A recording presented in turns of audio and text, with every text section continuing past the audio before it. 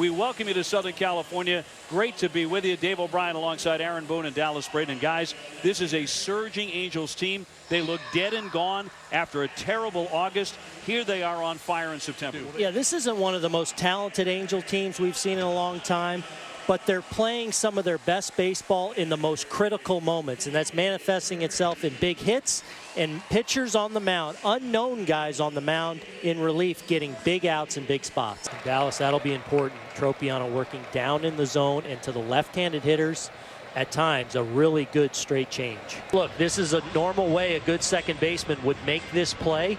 The problem is for Altuve, he's trying to be so quick with it and to steal an out, but with Ramirez running and a slow developing a play, there's no reason to try and rush. You've got to make sure you just secure the force out at second base. And he knows he can drive the ball out of the park to anywhere. And right now we're seeing Dallas, some guys attack him in. And there is a bit of a hole there. You can get in on him. But I think the key for him is remaining out over the plate, because great hitters and great power hitters generally do all their damage out over the plate and away. Well, one of the faces of this team and of Major League Baseball, Jose Altuve at the top, has led the American League in hits and stolen bases the last couple of seasons, hitting for more power early in the season so far. And then Colby Rasmus in the cleanup spot has really found a home here in Houston and is off to a tremendous start. An outstanding arm. I mean, just saw that. Here's Valencia taking one in there for a strike. Yeah, and it's one thing. One of the reasons is because of that really strong arm that he just showed off. But Mike Scioscia also talked about the angles he takes, the aggressiveness in which he's able to charge, so really keeps a lot of people going first to third.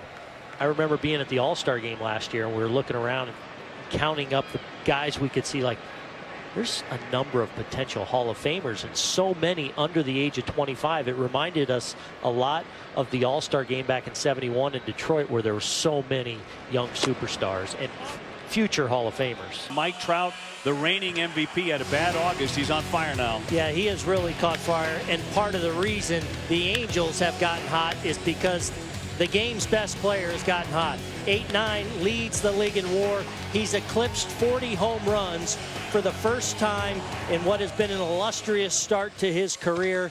And if they're going to get to the postseason, it would figure that Mike Trout would lead the way. Well, this is a great job all around. First by Reddick, knowing that he really stung this ball, but knowing that it was going to be close.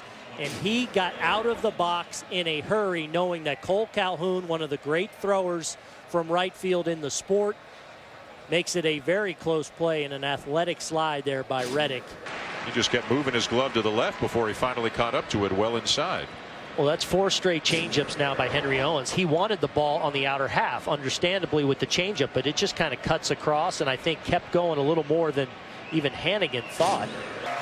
That's 3 in a row and 4 so far in the first 2 innings. And he's shown the ability to flip it in for a strike and command that breaking ball, but then also work it just off the plate there and get some poor swings and misses. 4 strikeouts now on that good curveball for Tropiano.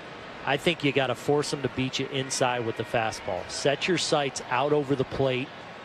If he gets the ball up, that's a pitch you can obviously drive, but look out over the plate. That'll take away some of the greatness of that changeup. Mike Scioscia's done a good job of keeping that clubhouse afloat, pushing all the right buttons. And there's a likelihood that we're going to see tonight a lot of guys that coming out of that bullpen that a lot of people on the national scene haven't necessarily heard of. But he's been masterful at getting them in positions to succeed. Well, I think Altuve, if he had this to do all over again, probably would have sidearmed it. He tried to shuffle, but probably wasn't close enough to the bag to get enough on that throw. Brock Holt wastes no time. And I actually think Jason Castro might have thought he had more time and really made sure he gathered himself to make a good throw to second base. And in with a double is Mike Trout. That got to that fence in a hurry. Yeah, punch down the line. I don't know, Dave. That ball was absolutely tattooed. You could, the sound, it's one of those sounds, just a little bit different. They tried to run that fastball in on the hands, left it on the plate, and Mike Trout ready to go early and often tonight. Leg kick, foot down, and he yanks that pitch into the corner.